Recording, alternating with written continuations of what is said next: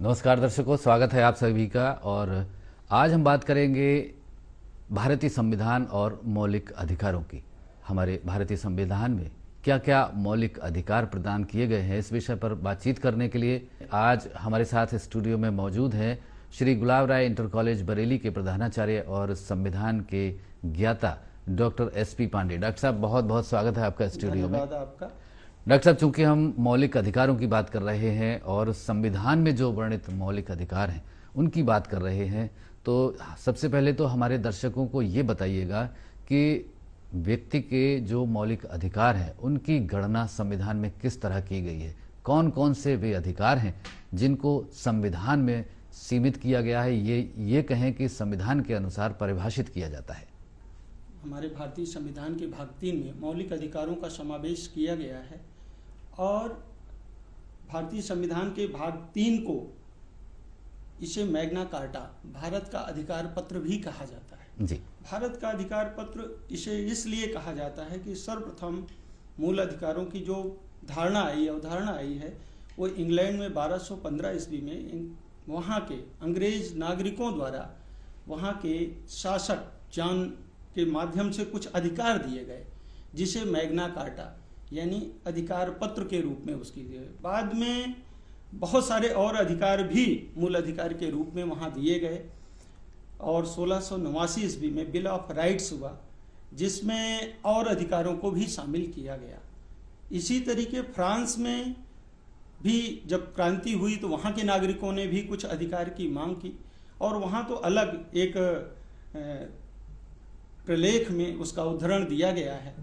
तो इस तरीके से जो अभी तक अधिकार दिए गए थे वो सिर्फ संवैधानिक अधिकार नहीं थे बल्कि कानूनी अधिकार थे। वहाँ के शासकों द्वारा जनता को ये दिए गए थे, चूँकि बार बार जनता द्वारा ये मांग उठाई जा रही थी कि हमारा सार्वभौमिक विकास, बौद्धिक, आध्यात्मिक और नैतिक विकास बिना मूल अधिकारों के संभव नहीं है। तो अमेरिका में जब ये संशोधन की बात आई, वहाँ जब संविधान बना, तो वहाँ के लोगों ने, चूँकि ब्रिटेन और फ्रांस में किस तरीके से राज्य के शासकों द्वारा जनता पर अत्याचार किया जाता था, उनको किसी तरीके का कोई अधिकार नहीं दिया जाता था, तो उन लोगों ने पहले ही ये बात रखी कि हमारे यहाँ जो भी अधिकार दिए जाएंगे नागरिकों को वो संविधान में निहित होने चाहिए, ताकि उसको संविधान के द्वारा हमें संरक्षण दिया जा सके। तो सर्वप्रथम अमेरिका में मूल अधिकारों की धारणा को। तो डॉक्टर साहब, आपने बताया कि जो मूल अधिकार हमारे भारतीय संविधान में वर्णित है उनकी अवधारणा कहाँ से आई। निश्चित ही आपके अनुसार और संविधान के अनुसार अमेरिका से ये अवधारणा आई। अगर हम इन अधिकारों को जानना चाहें कि जो मूल अधिकार हैं या जो मौलिक अधिकार हैं वो कौन कौन से हैं संविधान के अनुसार, तो आप क्या बताएंगे हमारे दर्शकों को। जब हमारे भारतीय संविधान का निर्माण हो रहा था तो हमारे संविधान शिल्पी आदरणीय बाबा साहब अम्बेडकर जी ने इन सभी तथ्यों का बहुत गहराई से अध्ययन किया और उन्होंने संविधान में मौलिक अधिकारों को सृजित किया, समाहित किया और विभिन्न मुद्दों पर उन्होंने बहुत गहराई से चिंतन किया और उन सभी चिंतन को संविधान के अनुच्छेद 12 से लेकर के अनुच्छेद 35 के बीच में विभिन्न अनुच्छेदों के माध्यम से संविधान में मौलिक अधिकारों का समावेश किया गया है। जी। अब हम आते हैं कि संविधान में जो मौलिक अधिकार दिए गए हैं 12 से 35 तक, वो क्या क्या हैं। जी। तो हम सर्वप्रथम अनुच्छेद 12 की ही बात करते हैं। अनुच्छेद 12 में सर्वप्रथम ये कहा गया कि राज्य क्या है। राज्य, तो राज्य में एक इकाई बनाई गई कि चाहे केंद्र की हो कार्यपालिका और विधायिका हो, चाहे राज्य की कार्यपालिका और विधायिका हो, चाहे नगर निगम हो, नगर पालिकाएं हो, या गेल, भेल या सेल, ऐसे ऑटोनॉमस संस्थाएं हों जो भी जनता को रोजगार मुहैया कराती हैं, जो भी आदेश निर्देश निर्गत करती हैं, तो वो सभी जो है राज्य की परिभाषा के अंतर्गत आएंगे। फिर उन्होंने कहा कि अनुच्छेद 13, अनुच्छेद 12 में राज्य की बात कर दी गई। अनुच्छेद 13 में ये बताया गया कि कोई भी ऐसा कानून या ऐसी विधि अगर राज्य के द्वारा बनाई जाती है जो मौलिक अधिकारों को सीमित करती है या प्रतिबंधित करती है, तो वह विधि शून्य मानी जाएगी। यानी मौलिक अधिकारों में किसी तरीके की कटौती अगर होती है तो उसके लिए अनुच्छेद 13 सबसे पहले आता है। आप ऐसा नहीं कर सकते हो, सुप्रीम कोर्ट आपके इस विधि को खारिज कर सकता है। अनुच्छेद 13 में ये प्राविधान किया गया जी। फिर उसके बाद हम आते हैं अनुच्छेद 14 में। अनुच्छेद 14 में समता या समानता का अधिकार हमें दिया गया है। समता का जो अधिकार है वो अनुच्छेद 14 से लेके 18 तक वर्णित किया गया है। समता या समानता को कई हम उसमें बात करते हैं पहले अनुच्छेद 14 में कि समता का अधिकार है, यानी विधि के समक्ष सभी व्यक्ति समान हैं और उनको समान तरीके से संरक्षण दिया जाएगा। विधि के समक्ष सभी लोग समान हैं, अनुच्छेद 14 में ये बात कही गई है जी। वहीं अनुच्छेद 15 में ये कहा गया है कि धर्म, जाति, लिंग और जन्म स्थान के आधार पर कोई भी भेद नहीं किया जाएगा, सभी नागरिक समान होंगे। यद्यपि इसी में थोड़ा सा अनुच्छेद 15 में एक उपखंड जोड़ दिया गया है बाद में अपवाद के लिए कि स्त्रियों और बच्चों के लिए अलग से प्रोविजन किया गया है कि अगर प्रसूति अवकाश स्त्री को दिया जा रहा है तो पुरुष उसकी मांग नहीं कर सकते हैं, तो वो अपवाद के लिए ऐसे अमेंडमेंट किए गए हैं। अनुच्छेद 16 में इसी तरीके से सरकारी रोजगार में समान अवसर की बात कही गई है कि सभी को रोजगार के लिए समान अवसर प्रदान किया जाएगा। लेकिन अनुच्छेद 16 में ही एक उपखंड जोड़ा गया है कि जो लोग सामाजिक रूप से पिछड़े हैं, SC, ST, OBC, उनको भी समाज में बराबरी का दर्जा दिलाने के लिए विशेष प्रोविजन किया गया है, वो उसके अपवाद के रूप में है। इसी तरीके अनुच्छेद 17 में जब बात की गई है जी कि अनुच्छेद 17 में किसी तरीके का छुआछूत, अस्पृश्यता का अंत कर दिया गया है। पहले संविधान लागू होने से पहले इस तरीके की घटनाएं होती थी, तो लिहाजा अनुच्छेद 17 में कि अगर इस तरीके की कोई भी व्यक्ति बात करेगा तो निश्चित रूप से वो मौलिक अधिकारों का उल्लंघन होगा और वो दोषी माना जाएगा, उसको सजा का प्रोविजन किया गया है। और अनुच्छेद 18 में उपाधियों का अंत कर दिया गया। जैसे पहले तमाम तरीके की उपाधियां अंग्रेजों के द्वारा लोगों को दी जाती थी, तो अनुच्छेद 18 के माध्यम से उन उपाधियों पर भी प्रतिबंध लगा दिया गया कि इस तरीके से कोई उपाधियां नहीं दी जाएंगी। तो हम ये पहला जो 14 से 18 के बीच समता का अधिकार की बात की गई थी, हम उन पे आपसे चर्चा किए कि क्या समता का अधिकार किन किन अनुच्छेदों के माध्यम से हमें प्रदान किया गया है हमारे संविधान में। अब उसके बाद आती है जो दूसरा महत्वपूर्ण अधिकार है। हमने बताया कि संविधान में जो मौलिक अधिकार हैं वो पहले 7 अधिकार थे, 7 में से संपत्ति के अधिकार को हटा दिया गया, यानी 6 मौलिक अधिकार हमें प्राप्त है। 6 मौलिक अधिकारों में मैंने पहले अधिकार की आपसे चर्चा की, समता का अधिकार। अब दूसरा है स्वतंत्रता का अधिकार। स्वतंत्रता के अधिकार को अनुच्छेद 19 से लेकर के अनुच्छेद 22 तक में वर्णित किया गया है। तो हम पहले अनुच्छेद 19 की बात करते हैं कि अनुच्छेद 19 में क्या है, बोलने की स्वतंत्रता है आपको। जैसे कोई व्यक्ति सरकार के, राज्य के कामों से खुश नहीं है तो सरकार के खिलाफ अपनी अभिव्यक्ति कर सकता है, और उसे लगता है कि अगर वो उसकी आवाज सुनी नहीं जा सकती है तो वो शांतिपूर्ण सभा कर सकता है, लोगों को इकट्ठा कर सकता है। उसमें एक प्रोविजन है कि हथियार नहीं लेके आएंगे कोई लोग, तो हथियार विहीन सभा वो कर सकता है। और सभा के बाद भी अगर उसकी बात नहीं मानी जा रही है तो वो एक संगठन भी बना सकता है और संगठन बना के अपनी बातों को जगह जगह पे रख सकता है। तो जब वो संगठन बनाता है तो उसे भारत में कहीं भी आने जाने की स्वतंत्रता होगी, अपनी बातों को रखने के लिए वो भारत के विभिन्न भागों में जा सकता है। और विभिन्न भागों में जब वो जाता है तो उसे भारत के पूरे जो हमारा भौगोलिक एरिया है उसमें कहीं भी निवास की भी स्वतंत्रता है। वो कहीं भी निवास कर सकता है, कहीं भी जा सकता है, और निवास के दौरान वो वहाँ पर रोजगार भी कर सकता है। तो ये अनुच्छेद 19 के तहत हमको ये अधिकार दिया गया है कि बोलने की भी स्वतंत्रता है, सभा करने की भी स्वतंत्रता है, और संगठन बनाने की भी स्वतंत्रता है और भारत के किसी भी प्रदेश में आने जाने की स्वतंत्रता है, वहाँ निवास स्थान बनाने की स्वतंत्रता है और वहाँ पर रोजगार करने की स्वतंत्रता है। लेकिन इसमें भी एक अपवाद था, अब तो खैर अनुच्छेद 370 खत्म हो गया, नहीं तो जम्मू कश्मीर में जाने और वहाँ निवास करने या रोजगार करने की स्वतंत्रता नहीं थी जी। तो इस तरीके से अनुच्छेद 20 में हमें स्वतंत्रता का अनुच्छेद 19 में स्वतंत्रता का अधिकार दिया गया।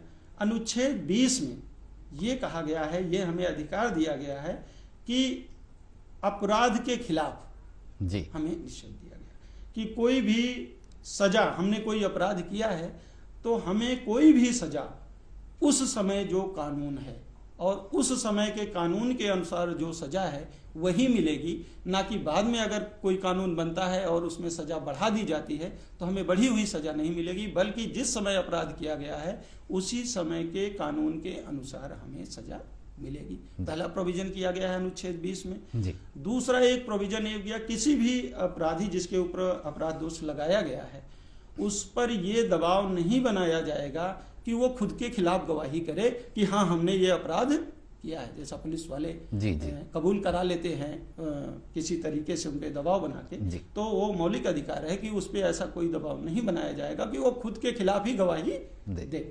और तीसरी जो इसमें एक महत्वपूर्ण बात जोड़ी गई है कि वो किसी भी अपराध के लिए एक ही बार सजा दी जाएगी। अच्छा, एक अपराध के लिए बार बार सजा नहीं दी जाएगी। ये अनुच्छेद 20 में ऐसा वर्णन किया गया है। अनुच्छेद 21 बहुत महत्वपूर्ण अनुच्छेद है जिसके माध्यम से हमें जीवन जीने का अधिकार दिया गया है। यानी हम शुद्ध पानी की बात कर सकते हैं, शुद्ध हवा की बात कर सकते हैं, शुद्ध और महत्वपूर्ण चिकित्सा की बात कर सकते हैं कि हमें जीवन जीने के लिए जो चीजें जरूरी हैं ये राज्य की जिम्मेदारी है कि वो हमें मुहैया कराए। और अभी इसमें एक नया जोड़ दिया गया है कि आरटी के तहत कि 14 साल तक के बच्चों को निःशुल्क शिक्षा आर्टिकल 21 के हिसाब से दी जाएगी कि सभी बच्चों का ये अधिकार है, मौलिक अधिकार है कि उन्हें 14 वर्ष के बच्चों को निःशुल्क शिक्षा राज्य प्रदान करे। डॉक्टर साहब, अगर हम बात करें अनुच्छेद 21 के बाद के जो अनुच्छेद है, अनुच्छेद 35 तक, तो उनमें किस तरह के मौलिक अधिकार बताए गए हैं? हम आपसे पर चर्चा कर रहे थे कि जो स्वतंत्रता का अधिकार है वो अनुच्छेद 18 से लेकर के अनुच्छेद 19 से लेकर के 22 तक है जी। तो अनुच्छेद 21 की पर चर्चा हमने आपसे की। अनुच्छेद 22 में गिरफ्तारी के संबंध में अधिकार दिया गया है कि जो भी अपराधी होगा, जैसे हमने आपको अनुच्छेद 20 में बताया कि अपराध सिद्ध के लिए उसे क्या क्या अधिकार दिए गए हैं, उसी तरीके से गिरफ्तारी से किसी भी व्यक्ति को जिस पे अपराध आरोपित किया गया है उसको गिरफ्तार करने से पहले कारण बताना होगा कि क्यों गिरफ्तार किया गया है। दूसरा, उसे 24 घंटे के अंदर न्यायालय में उपस्थित करना पड़ेगा, कोर्ट में पेश करना पड़ेगा। कोई भी पुलिस अधिकारी 24 घंटे से अधिक उसे नहीं रख सकता है, उसे कारण बताना पड़ेगा और उसको कोर्ट में पेश करना पड़ेगा। और तीसरा, उसको ये अधिकार है कि वो किसी भी कानूनी सलाह के लिए किसी सक्षम वकील को वो किसी को भी हायर कर सकता है अपना पक्ष रखने के लिए। अनुच्छेद 22 में इस तरीके की बातें की गई। जी। अब हम आते हैं कि अनुच्छेद 23 और 24 में जो हमें बताया गया है कि किसी तरीके का बलात्श्रम नहीं कराया जाएगा। अच्छा। अनुच्छेद 23 में सबसे पहले कि जो लोग भी हैं उनको मानव का व्यापार नहीं किया जाएगा जी। यानी बंधुआ मजदूरी नहीं कराई जाएगी। अनुच्छेद 23 इस बात पर प्रतिबंध लगाता है कि किसी भी दास प्रथा, स्लेवरी या बंधुआ मजदूरी का प्रोविजन नहीं किया गया है कि आप किसी को खरीद फरोख्त करें और उसको आजीवन अपना बंधक बनाएं, दास बनाएं। और अनुच्छेद 24 में बाल श्रम पर रोक लगाई गई है कि 14 साल से कम के बच्चे ना तो किसी उद्योग में, किसी फैक्ट्री में, किसी कारखाने में कहीं भी काम नहीं करेंगे। 14 वर्ष से कम उम्र के बच्चों के श्रम पर रोक लगाई गई है। तो ये अनुच्छेद 24 हमें जी। अब हम आते हैं कि जो हमारा अभी हमने तीसरा आपसे कहा कि ये मानव अधिकारों की बात की कि किस तरीके से बालाश्रम पे रोक लगाई गई है कि आप बंधुआ मजदूरी नहीं कराएंगे 23 और 24 की। तो ये हमारे जो पहला अधिकार हमने आपसे चर्चा की कि समता का अधिकार, दूसरा स्वतंत्रता का अधिकार, और तीसरा हमने की कि दैहिक शोषण का अधिकार। ये 3 अधिकार की बात हो गई। चौथा अधिकार जो दिया गया है वो है धार्मिक स्वतंत्रता का अधिकार जी। अनुच्छेद 25 से लेके 28 तक धार्मिक स्वतंत्रता के विभिन्न अनुच्छेदों के माध्यम से दी गई है। जी। कोई भी व्यक्ति कोई भी धर्म अपना सकता है, उसका आचरण कर सकता है और उसका प्रचार प्रसार कर सकता है। यह अनुच्छेद 25 में बताया गया है। जी जी जी। और अनुच्छेद 26 में यह बताया गया है कि वो किसी भी धार्मिक संस्था का मैनेजमेंट कर सकता है, प्रबंधन कर सकता है, धार्मिक संस्था वो बना सकता है। और अनुच्छेद 27 में, 26 में हमने बताया कि वो मैनेजमेंट कर सकता है, और 27 में उसमें किसी तरीके का धन, जैसे पर्ची काट के लोग धन इकट्ठा करते हैं, धन का संपोषण वो कर सकता है। उस संस्था में पैसा लोगों के माध्यम से, अपने माध्यम से वहां लगा सकता है धार्मिक संस्थाओं में। इस तरीके का वो किया गया है। और इसी तरीके से जो अनुच्छेद 28 है उसमें ये कहा गया है कि आप किसी भी उपासना पद्धति में शामिल हो सकते हैं। जी। तो 25 से 28 तक हमें धार्मिक स्वतंत्रता का अधिकार दिया गया है, जो अनुच्छेद हमारा, जो हमें मौलिक अधिकार नंबर 4 हो गए। जी जी। अब 5वें अधिकार की जब हम चर्चा करते हैं तो है शिक्षा एवं संस्कृति का अधिकार। अच्छा। खास करके ये जो हमारा अनुच्छेद 29 और 30 है, ये अल्पसंख्यकों के लिए बनाया गया है। जी जी। कि अल्पसंख्यक वर्ग के लोगों का विकास हो, तभी देश का विकास होगा। और उसके लिए उनको स्पेशल प्रोविजन अनुच्छेद 29 और 30 में किया गया है कि उनके लिए अलग से शिक्षा संस्थानों का प्रबंधन किया जाएगा और उनके लिए अलग से फंड की व्यवस्था की जाएगी, तो अपनी शिक्षा और संस्कृति का प्रचार प्रसार कर सकें। ये अनुच्छेद 29 और 30 में इस तरीके का प्रोविजन किया गया है। जी। और लास्ट जो हमें संवैधानिक अधिकार, मौलिक अधिकार संविधान के माध्यम से मिला है, जिसे बाबा साहब भीमराव अंबेडकर ने संविधान की आत्मा कहा है, वो है छठा संवैधानिक उपचारों का अधिकार। कि क्योंकि अगर ये नहीं होता तो ये जो 5 अधिकार मिले हैं, अगर इनको लागू नहीं किया जाता तो कौन सुनता। बिल्कुल। तो ये सुप्रीम कोर्ट और हाई कोर्ट में ये अधिकार दिया गया है कि सुप्रीम कोर्ट अनुच्छेद 226 के तहत, हाई कोर्ट 226 के तहत और सुप्रीम कोर्ट अनुच्छेद 32 के तहत रिट आपको जारी कर सकता है अगर किसी भी व्यक्ति के मौलिक अधिकारों का हनन हो रहा है और वो व्यक्ति सक्षम नहीं है कि वो सुप्रीम कोर्ट जा सके, तो कोई दूसरा व्यक्ति जा सकता है। कोर्ट स्वतः संज्ञान ले सकता है कि ऐसे वहां पर मौलिक अधिकारों का हनन हो रहा है। तो इसीलिए बाबा साहब ने इसे संविधान की आत्मा कहा है। यद्यपि संविधान की आत्मा की जब हम बात करते हैं तो प्रस्तावना को कहा गया है, लेकिन अगर बाबा साहब की बात करें तो बाबा साहब ने ये कहा कि ये आर्टिकल 32 जो है, इसी के माध्यम से ही पूरे मौलिक अधिकारों का हमें संरक्षण मिलता है। जी जी। और इसी में बात आई थी कि जब हमारे मौलिक अधिकारों में कटौती की गई, हमारे मौलिक अधिकारों में, क्योंकि जब हमारा संविधान बना तो सबसे पहला संविधान संशोधन 1951 में ही आ गया जी। 368 के तहत ये संविधान संशोधित कर दिया गया कि भी संपत्ति के अधिकार में कटौती कर दी गई जी। उसको लेकर के एक वकील साहब थे शंकर प्रसाद, तो सुप्रीम कोर्ट चले गए। उन्होंने कहा कि आर्टिकल 13 में ये कहा गया है कि कोई भी राज्य ऐसी विधि बनाता है जो मौलिक अधिकारों को सीमित करती है या खत्म करती है तो वो विधि शून्य मानी जाएगी। लिहाजा ये जो संविधान संशोधन करके संपत्ति के अधिकार को सीमित कर दिया गया है ये असंवैधानिक है जी। तो कोर्ट में गए और सुप्रीम कोर्ट ने ये निर्णय दिया कि नहीं, चूंकि सुप्रीम कोर्ट ने ये कहा कि चूंकि मौलिक अधिकार में जो 22 भाग हैं जी, संविधान में हमारे 22 भाग हैं, उसी भाग में भाग 3 भी है, तो लिहाजा संविधान का संशोधन करना ये संसद का अधिकार क्षेत्र में आता है। लिहाजा ये संपत्ति के अधिकार को जो सीमित किया गया है ये जायज है जी जी। और उस समय सुप्रीम कोर्ट ने इसको मान्यता दे दी जी। लेकिन आगे चल करके इसी केस को लेकर के गोलकनाथ बनाम पंजाब सरकार फिर सुप्रीम कोर्ट में गए और उन्होंने कहा कि नहीं, चूंकि संविधान में जो भाग 3 में हमें मौलिक अधिकार दिए गए हैं, उन मौलिक अधिकारों में संशोधन नहीं किया जा सकता है और जो ये संविधान संशोधन किया गया है वो गलत है। तो सुप्रीम कोर्ट ने अपने ही पहले के निर्णय को, जो केसरी शंकरी प्रसाद के मामले में दिया था कि नहीं संपत्ति का अधिकार सीमित किया गया, वो ठीक है, अपने ही निर्णय को पलट दिया और उन्होंने कहा कि निश्चित रूप से जो हमारे मौलिक अधिकार हैं भाग 3 है, उसमें कोई संशोधन संविधान संशोधन के माध्यम से नहीं किया जा सकता है, लिहाजा मौलिक अधिकारों को सीमित या प्रतिबंधित नहीं किया जा सकता है। अभी बड़ी समस्या हो गई सरकार के सामने, तो सरकार ने 42वां संविधान संशोधन प्रस्तुत किया।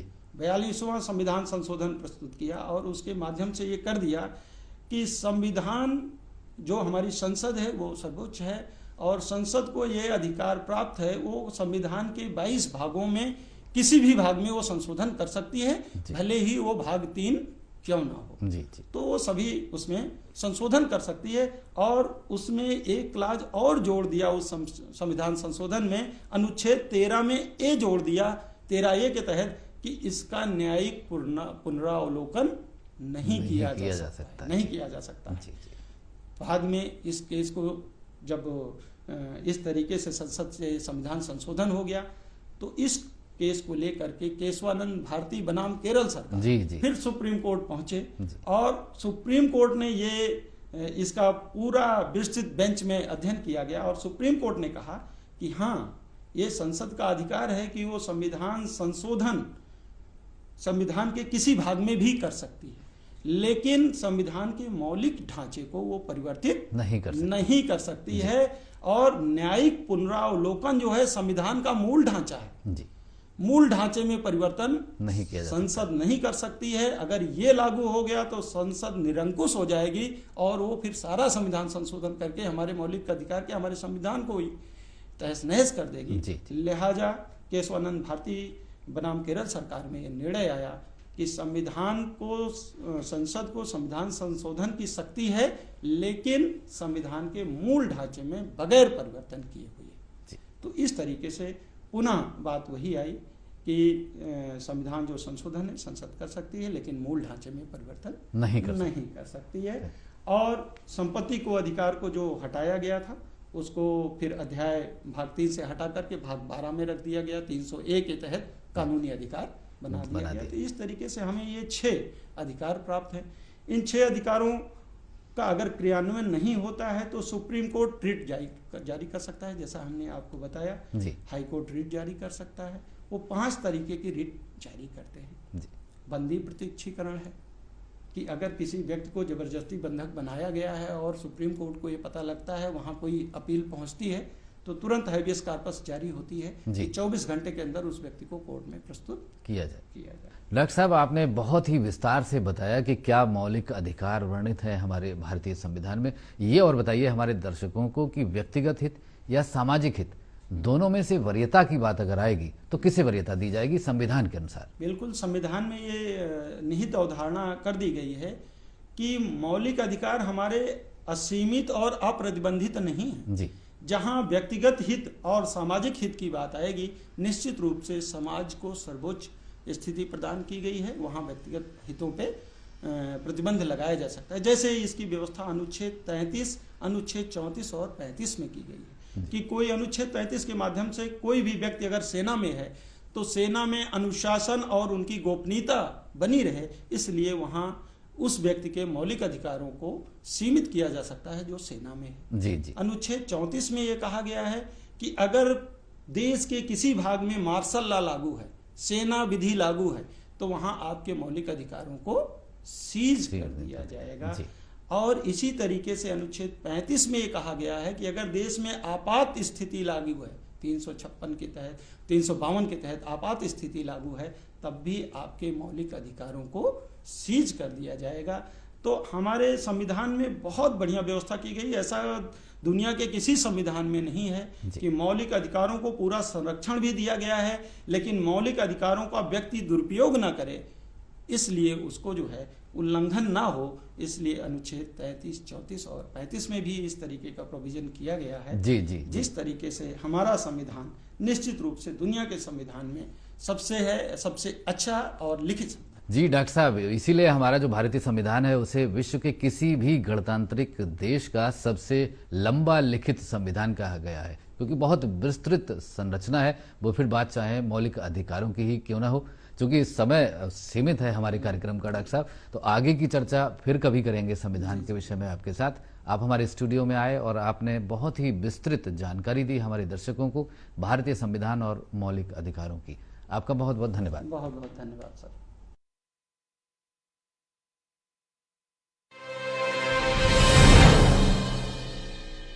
इतनी उदास